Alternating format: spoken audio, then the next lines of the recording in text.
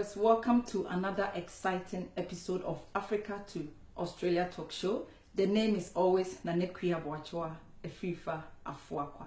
And as promised, I have the lady who is going extreme to support her community. Her name is Naseema Mustapha. But before Naseema comes, let's go for a commercial break and we will be right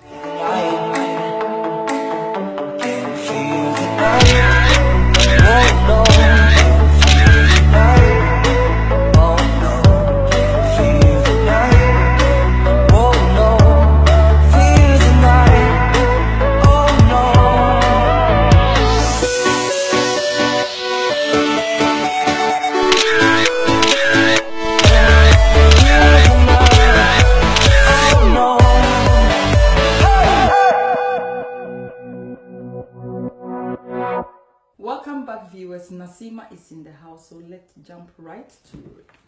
Welcome to the show, Naseema. Thank you so much. Thanks for having me, and I'm really honored to be here. Naseema, I know your full name, Naseema Mustapha. I would like you to, tell us who you are. Give us a little bit of details about you so people will know who Naseema is. Absolutely. So I was born in South Africa.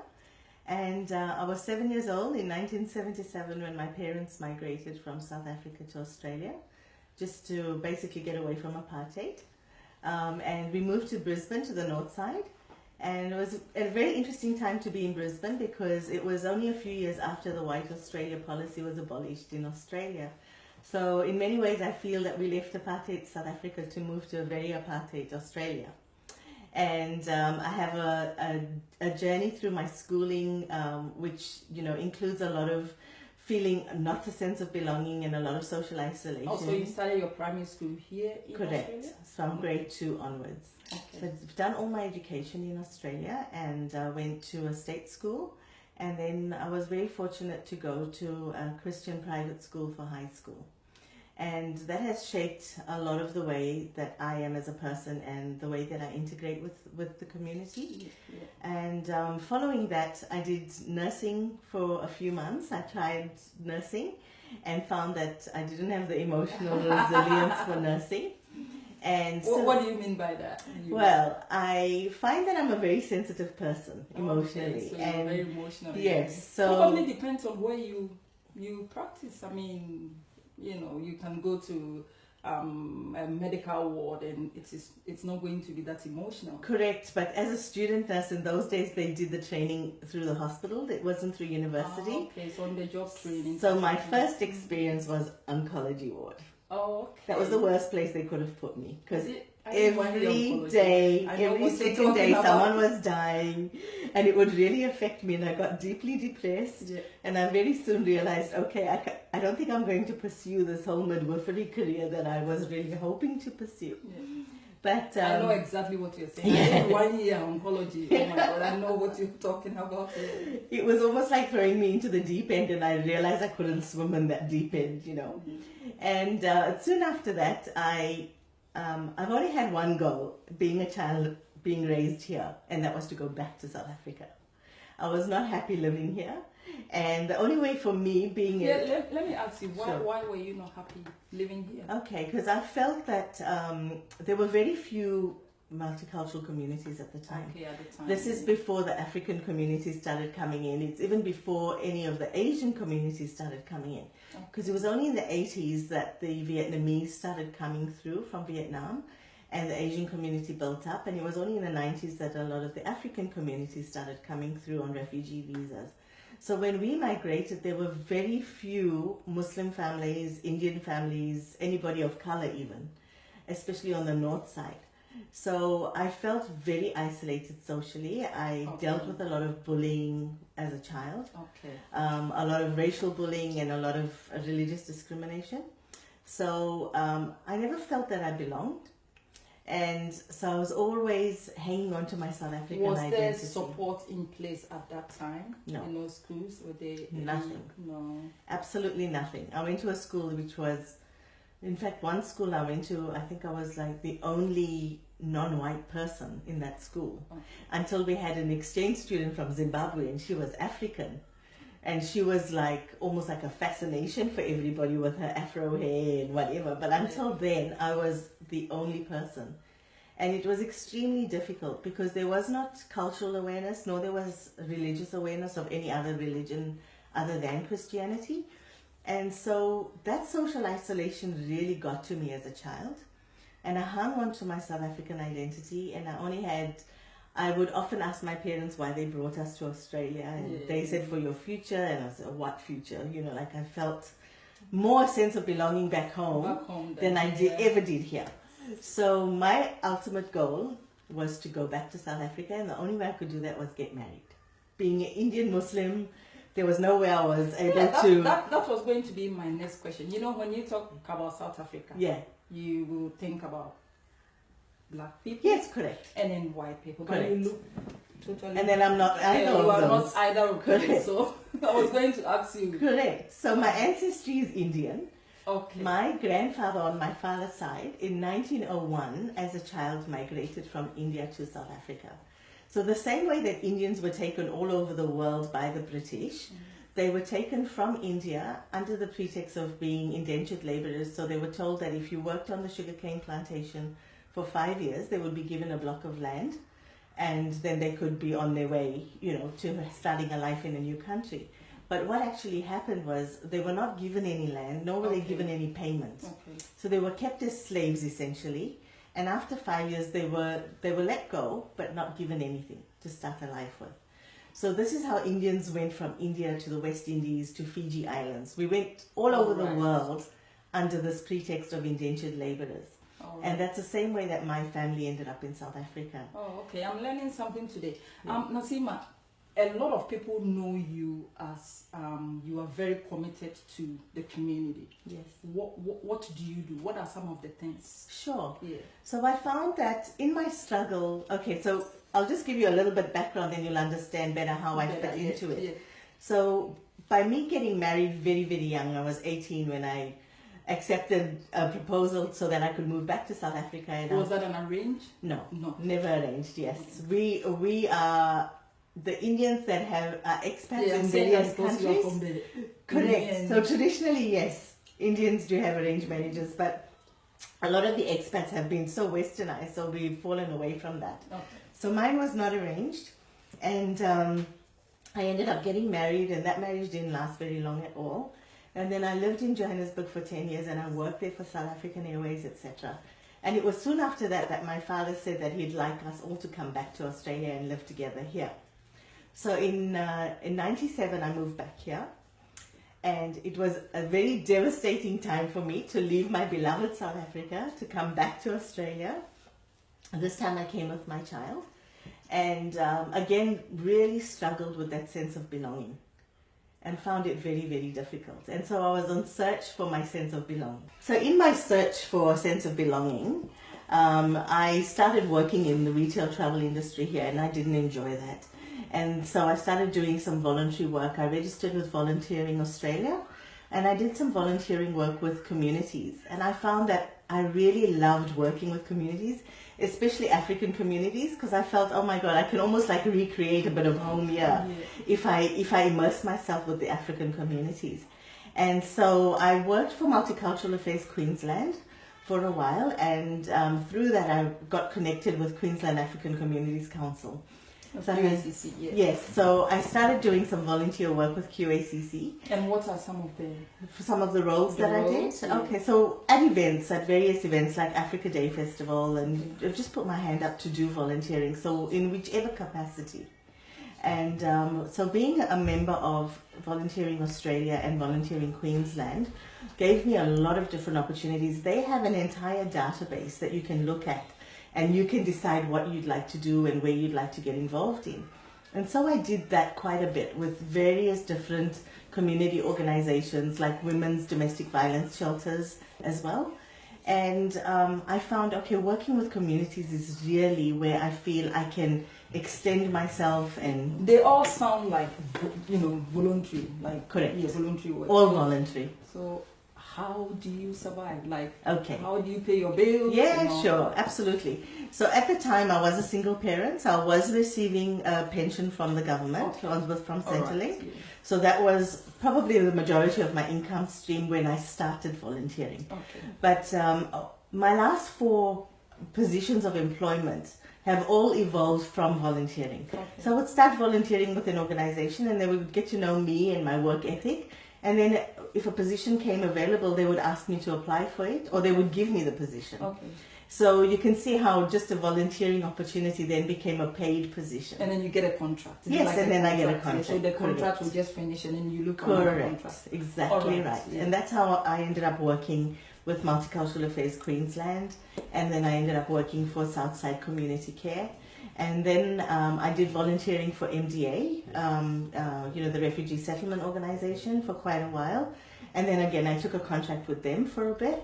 So this is how I actually got into working with communities. Okay, don't you get scared? Like the contract is finishing and you don't have security. Yeah, security. What Correct. do you do? And like what comes to your mind? Oh, absolutely. It is. It's a very insecure feeling, and I'm sure it's like that for everybody who takes on a contract and the contract is due to expire. Yeah. But this is the nature of Australia's workforce. We're going more towards casual and contract-based work. Basis, That whole concept of even in nursing, of permanent full-time is hardly ever heard of now, unless you're on executive level. True, yeah. So knowing that that's the nature of it, I didn't feel singled out in any way.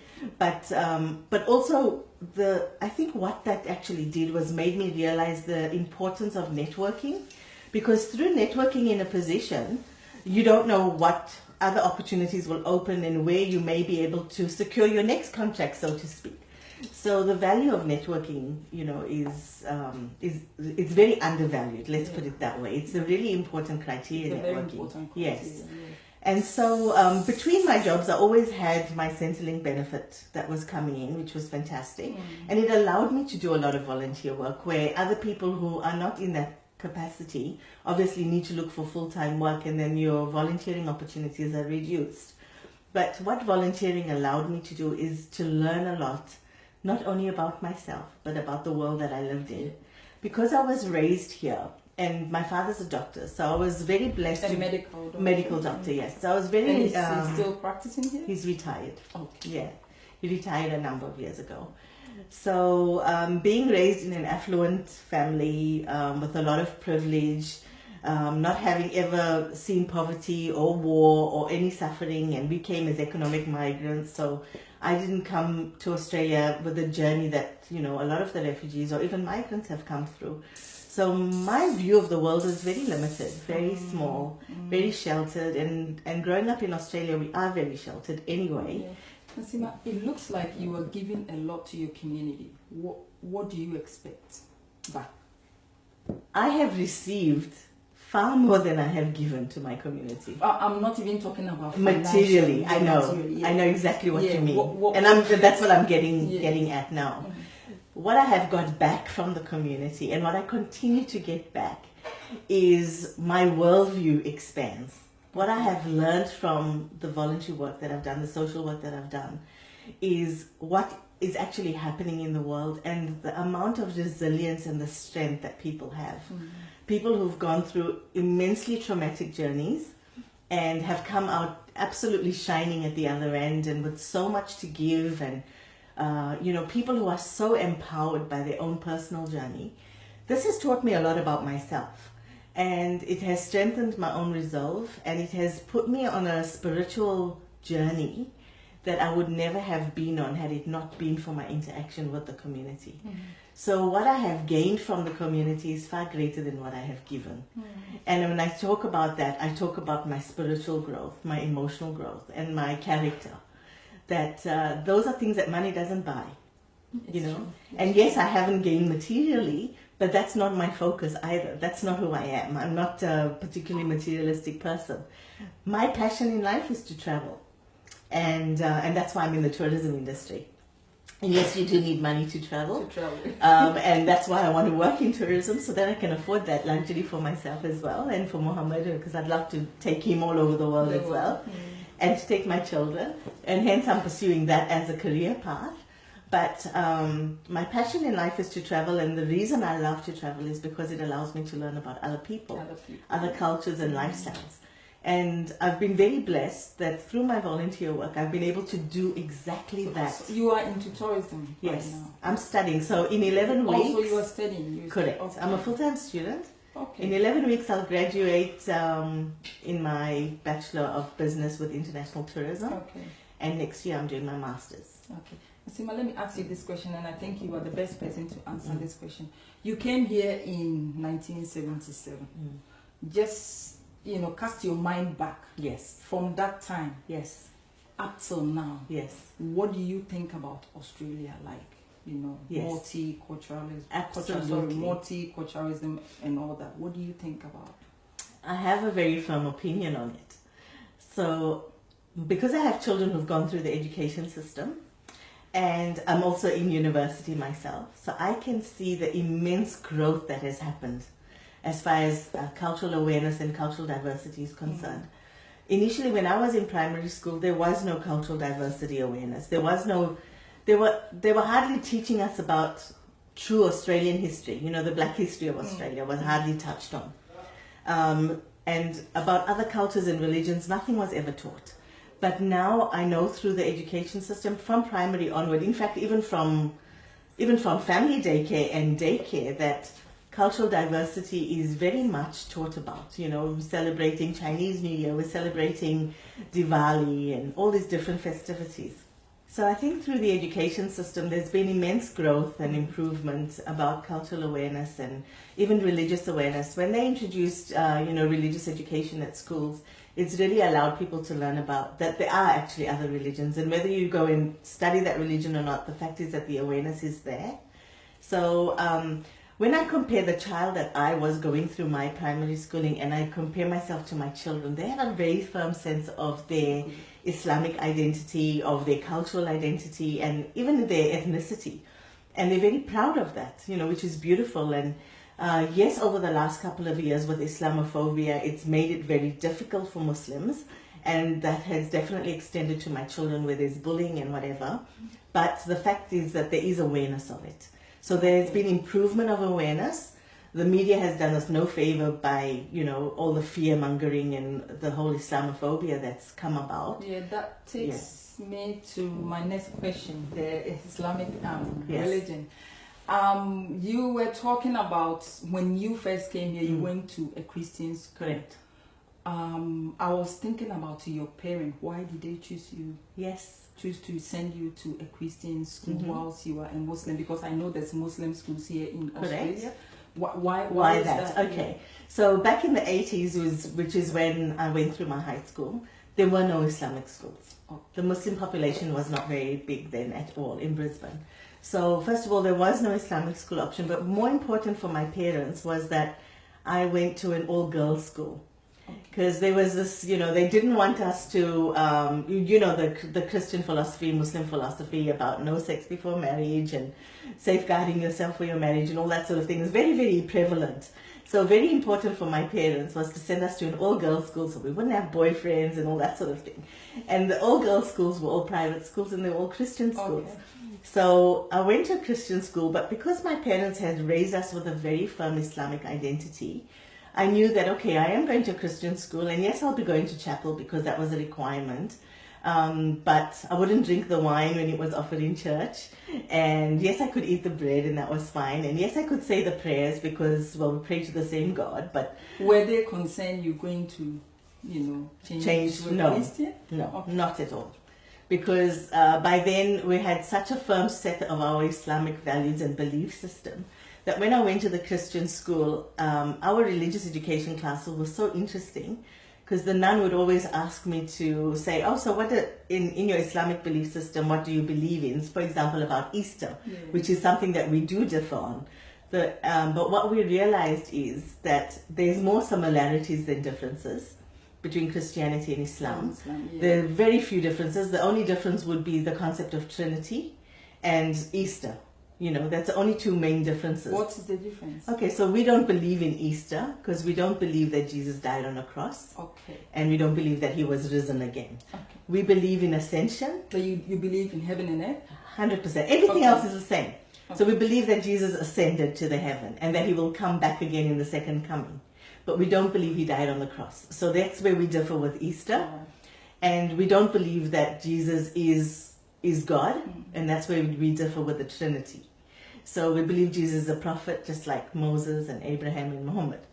So that's the only two differences that we have. And that used to come out through these discussions. So it was actually very easy for me to go to a Christian school. You know what? When you were coming, I was expecting all this. In hijab. Hijab. Yeah. But it turned out to be different. You Yes. look so pretty. You know? And I've always wanted to know that. What is this What hijab? is it? Yeah. What Okay. is it? Sometimes you see, some women and all you can see Yeah. is their eyeballs. And I actually don't understand because I'm a Right. Christian. So that is Yes. why I just wanted to just give me a little bit And of I appreciate that you're understanding. asking. Yeah. Because, it's... You'll be surprised at Ipswich Hospital. I met this lady who couldn't even see. Yes. And he Correct. was walking with this little boy, and the boy was showing her Yeah. where to go. And I was like, I think it's very important to know the differences. Yeah. So, for example, the concept of hijab is just modest dressing. That's all hijab means. And part of that modesty is to wear a veil. So it doesn't mean that, you need to be completely covered or that your face needs to be covered or anything. Okay. So you'll find that there's three different concepts. There's the hijab, which is just dressing modestly.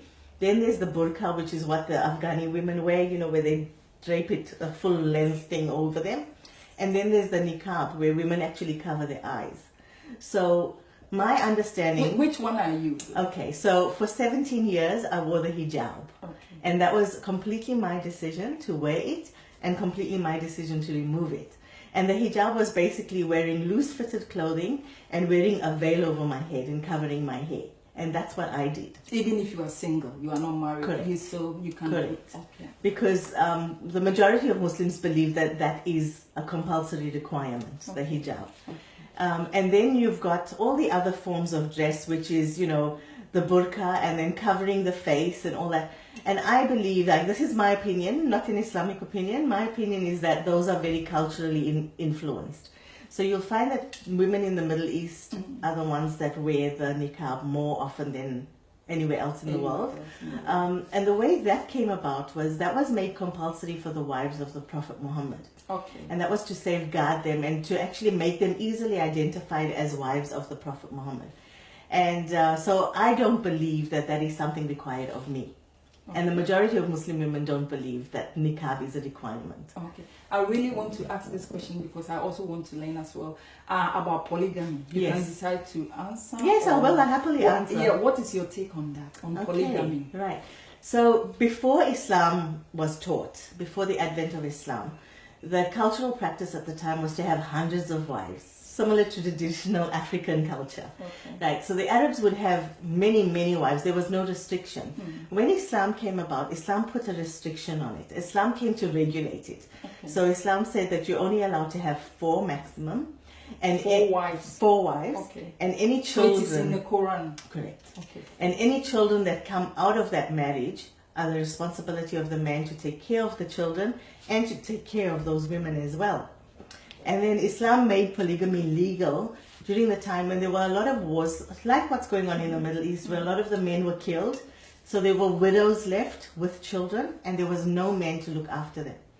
So the restriction included that you could marry a woman, another woman, if the current wife couldn't give you children, and also if there were women left widowed and there was no one to take care of them and the children. And that's why Islam made polygamy allowed. So Naseema, what is your opinion about polygamy? Sure. So my personal opinion is this, that I support it if it's done according to the way Islam has regulated it. Okay. Because there's a lot of regulations, and one of them is that there needs to be equality in time spent with the women. Let me stop you here. What about if Muhammad comes home and tell you, oh, I have to get another wife? We've talked about it. What will you do? The reality of the situation is, we've talked about it, and if I can't give Muhammad children, and he wants children, then I will accept that he can have another wife. Okay, so you will accept. I will accept it. Only if you can't. If I can't give him children. Okay. Yes. And then we've also, yes, and I mean, I'm saying yes, and it sounds very easy. I'm sure it's not going to be easy. It'll be damn difficult, and I pray to God I don't have to go that way. No. You know, but the fact of the matter is, it is something that Islam allows him, and if we both say that we're Muslim, then that's something I have to accept. And I also realize how important it is to have children. So, you know, one has to be very realistic about things, and we've spoken about adoption and other options as well, you know. But if my opinion is that if it's done the correct way, I have no problem with it. Okay. But I don't see it done the correct way. And I know a lot of men who have more than one wife, and I see it done absolutely the way it should not be done. Okay. So, what do you mean by that? Okay, so there should be equality with time given to the women. There should be equality with money spent on the women. Okay. Equality of time with the children. Any man who could actually do it the Islamic way is a superman. So, because it can be hard, you know, you can love someone. Yeah, and that's the only thing that does not have to be equal. Sometimes you have to prove it in some way. Well, the thing is, we don't have control of our heart. So, so we can love one person more than the other, and that's something we're not accountable for. Then don't marry four, just marry one. And this is what Islam says, that if you cannot do it fairly, with fairness and equity, only marry one. And that is the teaching. So, yes, I do support it from an Islamic perspective, but the way that it's done in this day and age, I don't believe it's done correctly, and it's not something that I would like to do particularly, unless I had to. You look so beautiful. Oh, thank you. Amazing. Look at your jewelry and your dress. Where did you get all this beautiful? I have a delightful friend. Her name is Ferial, and she owns a company called The Verve Lounge, which is a 5-star hair, makeup, and outfit styling beautiful service that she offers. Okay. She's based in Clayfield, and she very kindly came over this morning and she did me all up. So that's why I present this way. Excellent. Otherwise, it would have taken me probably a whole day to look this way. So you hired all this dress? Yeah, well, she hires out the outfits, and she has the jewelry as well. So she'll do a complete makeover, basically, is what she offers. And I was speaking with her this morning, and she's going to do something very special for your viewers. She did your hair and your face? Everything. Excellent. Yeah, so Ferial will be doing something special for your viewers, and we will let you know about it. Excellent. We're going to have a VIP event at her property, where everybody can come and see what services she offers, and we'll have some nibblies, and it'll be a lovely social event. So we'll let you know about that. Thank you very much, Naseema. You're most a very welcome. Beautiful person, and you're doing a lot for your community, and these are the people I like. Like, I love people like that. Thanks, sister. Thank you very much for coming to A2A Talk Show. Thank you, my pleasure.